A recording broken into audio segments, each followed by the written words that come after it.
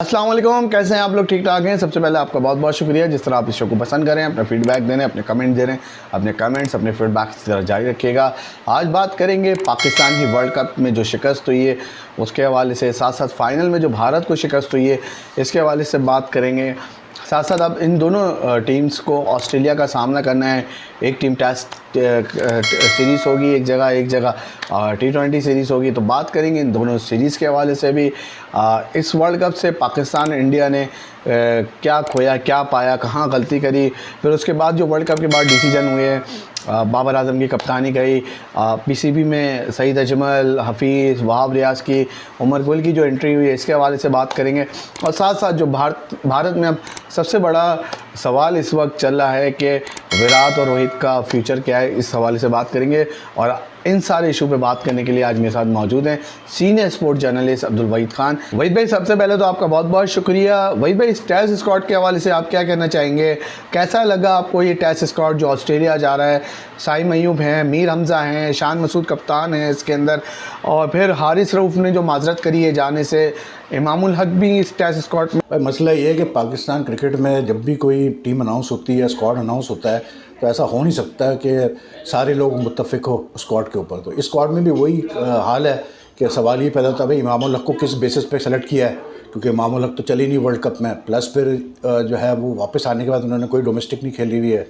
फिर इमाम के अलावा भी जो है एक दो सिलेक्शंस है जो बड़ी मतलब जैसे कैसे बोलते हैं अजीब सी है। फॉर एग्जांपल हारिस रऊफ़ का जैसे है कि वो कह रहे हैं जी मैं टेस्ट नहीं खेलूँगा। अब सेंट्रली कॉन्ट्रैक्टेड अगर एक प्लेयर है आपका, आपने उसको कैटेगरी बी में रखा हुआ है, कैटेगरी बी का मतलब ये होता है कि उसको मंथली जो है कोई 40 लाख रुपए सिर्फ रिटेनर ले रहा है वो पीसीबी से, तो वो कैसे मना कर सकता है कि जी मैं टेस्ट नहीं खेलूँगा क्योंकि मुझे अपनी फिटनेस का इशू है और ये है। और इसी अरसे में जब पाकिस्तान और ऑस्ट्रेलिया में टेस्ट खेल रहा होगा, हारिस रऊफ़ वहाँ पर बिग बैश खेलने के लिए जाएगा, तो क्या पीसीबी इनको एनओसी देगी या नहीं देगी? फिर दूसरा हसन अली की सिलेक्शन, किस बात पे भाई आप हसन अली को ले रहे हैं? ऑस्ट्रेलिया जैसी जगह पे जहाँ हार्ड पिचेस होती हैं वहाँ तो 130 128 के पीएच के बॉलर्स तो बहुत पिटते हैं बुरी तरह से। तो वैसे तो ठीक है, इनके पास कोई इतने ज़्यादा ऑप्शन थे नहीं, लेकिन मैं समझता हूँ कि एक दो नए प्लेयर्स को इनको ट्राई करना चाहिए था, लेके जाना चाहिए था। जैसे खुर्रम शहजाद को इन्होंने रखा हुआ है, उसको रखा हुआ है, क्या बोलते हैं अपना खुर्रम शहजाद के अलावा उसको लिया है, साइम अयूब को लिया है, तो दो तीन नए लड़के लिए अच्छा किया है। लेकिन इसमें और एक दो लड़के नए आने चाहिए थे कि मतलब जो ट्राइड एंड टेस्टेड है उनको बार बार आपको, जैसे फ़ाकिर को मैं रखता है इस मतलब इवेंट में, क्योंकि फ़ाकिर जो है वो ऐसा है कि वो टेस्ट भी खेल सकता है, वो मतलब वनडे भी खेल सकता है और वो T20 भी खेल सकता है। वहीद भाई, टेस्ट रिकॉर्ड हमारा अच्छा नहीं है ऑस्ट्रेलिया में और ऑस्ट्रेलिया के ख़िलाफ़ भी, तो शान मसूद का कितना बड़ा इम्तिहान होगा? फिर बाबर आजम एज प्लेयर वापस, बहुत बड़ा इम्तिहान है इनके लिए। देखें, ये तो इनको तो सिर्फ ये सोचना चाहिए अगर हम ड्रॉ ही कर ले बड़ी बात है। 28 साल में हमने जितने टूर किए ऑस्ट्रेलिया के, हम एक टेस्ट ड्रॉ भी नहीं कर पाए, हम सारे टेस्ट हारे। मतलब 28 साल में हम कोई एक टेस्ट में ड्रॉ नहीं कर पाए ऑस्ट्रेलिया में, तो आप सोच लो कि कितना मुश्किल टूर होगा ये। तो आई थिंक, लेकिन मसला वही होता है कि आप अगर सही प्लानिंग से जाएंगे, सही सोच समझ के जाएंगे तो बिल्कुल हो सकता है जी, क्योंकि ये बात तो जहन में है कि ठीक है ऑस्ट्रेलिया ने वर्ल्ड कप अभी जीता है, लेकिन मैं पर्सनली फील करता हूँ ये ऑस्ट्रेलिया की टीम उतनी स्ट्रांग नहीं है जैसे पहले हुआ करती थी। तो पाकिस्तान अगर थोड़ी सेंसिबल क्रिकेट खेले, प्रॉपर प्लानिंग से खेले, तो कुछ ना करे तो कम से कम अगर सीरीज़ भी ड्रॉ कर लेता है तो बहुत बड़ी बात होगी भाई। और वही भाई जो पीसीबी की प्लानिंग चल रही है, सईद अजमल, हफीज़, वहाब, उमर गुल की जो पाकिस्तान टीम में बड़े ओहदों में आए, देखिए अच्छी चीज़ है यार, अगर नए लड़के मतलब ये जैसे जो अभी रिसेंटली रिटायर हुए हैं इनको अगर ये दे रहे हैं चांस तो इसमें कोई बुराई नहीं है। और ये जो सईद अजमल, उमर गुल वगैरह जो आए होंगे ना, ये इसीलिए आए होंगे क्योंकि सब एक एज ग्रुप के हैं, तकरीबन 7 खेले हुए हैं। तो लेट्स सी क्या होता है यार। अब अच्छा है, मैं तो इस चीज़ में बिलीव करता हूँ कि बजाय इसके आप वही पुराने लोगों को बार बार लेके आओ, बार बार लेके आओ, उससे अच्छा ये है कि आप थोड़ा सा ट्राई करके देखें भाई, नए चेहरों को भी देखें क्या करते हैं। उमर गुल तो खैर काफ़ी एक्सपीरियंस है कि उमर गुल ने तो अफगानिस्तान की भी कोचिंग की हुई है और बॉलिंग कोच भी रहा है पाकिस्तान का इस साल अगेंस्ट न्यूजीलैंड और अफगानिस्तान। लेकिन ये कि बाकी सईद वगैरह, हफीज़ वगैरह ये इतने एक्सपीरियंस नहीं है, तो अच्छा है कि नए चेहरे ज़रा इनसे भी चेक करें क्या होता है। अच्छा वही तो ज़का अशरफ के हवाले से क्या कहेंगे, उनकी परफॉर्मेंस के हवाले से क्या कहेंगे? वर्ल्ड कप के दौरान भी जिस तरह उनकी चीज़ें सामने आई हैं, अभी जो उनके डिसीजन आ रहे हैं, ये सारे जो अपॉइंटमेंट्स कर रहे हैं वो ये सब शॉर्ट टर्म अपॉइंटमेंट्स है ना कि उनको भी पता है कि यार इलेक्शन होंगे फरवरी में, उसके बाद इलेक्शन के समझो 10-15 दिन बाद तो फिर जो नई गवर्नमेंट आएगी वो अपने हिसाब से लेके आएगी बंदे। हाँ, अगर पीपल्स पार्टी गवर्नमेंट आती है तो फिर ज़का अशरफ ही रहेंगे, लेकिन अगर पीपल पार्टी गवर्नमेंट नहीं आती तो फिर तो ज़का अशरफ हटेंगे। तो आई थिंक उनको भी आइडिया है, तो इसलिए उन्होंने ये जो हफीज़ वहाब वगैरह की जो अपॉइंटमेंट्स है, ये मुझे लगता है शॉर्ट टर्म अपॉइंटमेंट्स है बेसिकली। रही बात गवर्नेंस की, ज़का साहब इस दफ़ा बिल्कुल नहीं सही गवर्न कर पाए क्रिकेट के मामलात, और वर्ल्ड कप में जितनी मतलब पाकिस्तान क्रिकेट का इमेज ख़राब हुआ और जितना मतलब हमें रिडिकुल किया गया, मजाक उड़ाया गया, जिस तरह की हरकतें हो रही थी बोर्ड से और वहाँ से और प्लेयर्स और बोर्ड में कोई आमंगी नहीं थी और ये सारी चीज़ें थी। अब दूसरा जिस तरह से बाबर का मामला भी हैंडल किया गया, अभी वो मीटिंग कर रहा है ज़का से, मीटिंग करके निकल के फिर वो अनाउंस कर रहा है कि जी मैंने छोड़ दी कप्तानी, और ये वो तो मतलब चीज़ें बहुत बेहतर तरीके से हैंडल हो सकती हैं। अच्छा वही भाई, वर्ल्ड कप में जो पाकिस्तान की शिकस्त हुई इसका जिम्मेदार कौन है? कप्तान, कोच, चेयरमैन? ये प्लानिंग नहीं थी ना, सिलेक्शन गलत हुई एक तो। एक दो लड़के जैसे स्पिन में मैं बार बार कह रहा था कि जी अबरार को होना चाहिए था, आपको शाम को रखना चाहिए था टीम में, ये दो प्लेयर तो हर सूरत में मैं रखता। फिर दूसरा ये कि प्लानिंग नहीं थी ना, कहीं हमें कोई प्लानिंग नज़र नहीं आई कि भाई ये क्या किस इरादे से खेल रहे हैं। जब प्लानिंग नहीं होगी तो भाई पर ऐसे ही होगा यार। मिकी आदर का क्या फ्यूचर देख रहे हैं आप पाकिस्तान के? वो फारिग हो गया है, मिकी ऑथर, ब्रैडमैन वगैरह ये सब देखें ना। इनको अगर आप कह रहे हैं कि भाई जाके आप नेशनल एकेडमी में काम करें, तो उसका मतलब बेसिकली आप इनको ये कह रहे हैं कि भाई बस आप घर जाओ।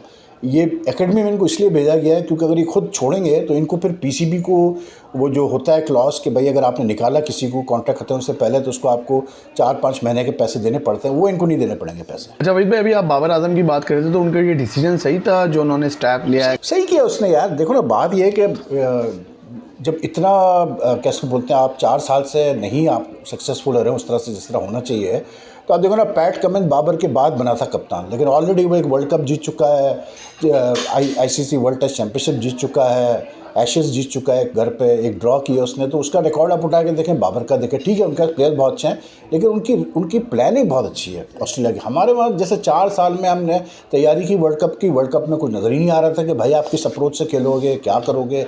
स्पिनर आपके इतनी बुरी तरह से पिटे, आपके फास्ट बॉलर इतनी बुरी तरह से पिटे, मतलब हारिस रऊफ सबसे एक्सपेंसिव बॉलर साबित हुआ वर्ल्ड कप का। तो आई थिंक प्लानिंग नहीं थी, जिस वजह से बहुत मायूस कुन परफॉर्मेंस रही। भाई ऑस्ट्रेलिया की प्लानिंग के हवाले से क्या कहेंगे, जो 6वीं मरतबा वर्ल्ड कप जीते हैं ये लोग ऑस्ट्रेलिया? यार ये ऑस्ट्रेलियन टीम को इंडिया हरा सकता था। इंडिया ने फाइनल में, देखें मैं ये कहूँगा कि ऑस्ट्रेलिया कोई ज़्यादा अच्छा नहीं खेला, इंडिया बहुत बुरा खेला फाइनल में। इंडिया को जिस तरह से खेलना चाहिए था, जैसे एक टीम 10 मैचेस जीतते हुए आ रही है तो उसकी एक आउटलुक बिल्कुल डिफरेंट होती है, लेकिन उससे बिल्कुल हट के इंडिया खेला फाइनल में। मतलब वो ना अप्रोच थी, ना वो पॉजिटिविटी थी, ना वो था कि भाई जैसे हम खेलते आ रहे हैं 10 मैचेस में हम वैसे ही खेलें। तो आई थिंक कि ऑस्ट्रेलिया ये टीम इतनी तगड़ी भी नहीं है, लेकिन ये कि इंडिया क्योंकि बुरा खेला, अब प्लस फिर टॉस का बहुत बड़ा वो था, मतलब रोल था कि टॉस जीत गया कैसे बोलते हैं ऑस्ट्रेलिया, और उन्होंने सही फैसला किया कि पहले जो है इंडिया को बैटिंग कराते हैं। क्योंकि यहीं अहमदाबाद पर अगर याद होगा जब पाकिस्तान इंडिया का मैच हुआ तो उसमें भी ये हुआ था कि पाकिस्तान ने पहले बैटिंग की थी, 191 पे ऑल आउट हो गए थे, और इंडिया ने फिर बड़े आराम से जो है वो टारगेट चेस कर दिया। अच्छा वही भाई, इंडिया पिछले 10 साल से बड़े टाइटल नहीं जीत पा रहा, सेमीफाइनल फाइनल तक पहुँचता है। साइकोलॉजिकल है यार, और कुछ भी नहीं है। टीम उनकी आप देख लें उठा के, जितनी भी उनकी टीमें खेली हैं वर्ल्ड कप में, वो कोई इतनी बुरी टीमें नहीं थी, अच्छी टीमें थी। ये टीम बहुत अच्छी थी, लेकिन बस साइकोलॉजिकल होता है कि एक तो ये था कि ऑस्ट्रेलिया से ही खेल रहे थे, शायद ही किसी और टीम से अगर खेल रहे होते तो मतलब इतना बुरा नहीं खेलते। लेकिन मुझे लगता है कि कुछ भी नहीं है। ऐसा है कि ये जब ये जो करंट क्रॉप है लड़कों का, जब ये चेंज होगा ना, कुछ नए लड़के आएंगे, तो फिर इंडिया वेरी सून कोई ना कोई आईसीसी टाइटल जीतेगा। जैसे T20 में अब ये बिल्कुल चेंज कर रहे हैं लड़कों को, तो अगले साल जो T20 होगा वहाँ पर वर्ल्ड कप, उसमें आप देखिएगा कि ज़रूर जीतेंगे। और वही पे रोहित और विराट का क्या फ्यूचर देख रहे हैं? क्या 2027 वर्ल्ड कप तक रखेंगे ये लोग? नहीं 2027 तक तो ये नहीं जाते, बिल्कुल नहीं जाएंगे। ये मोस्ट वाले 2000 चैंपियंस ट्रॉफी तक भी खेल ले तो बड़ी बात है। अच्छा वही भाई, विराट पे बड़ी तनकीद हुई रिकॉर्ड तोड़ने के बावजूद भी कि सेल्फिश फेलियर है इन पे।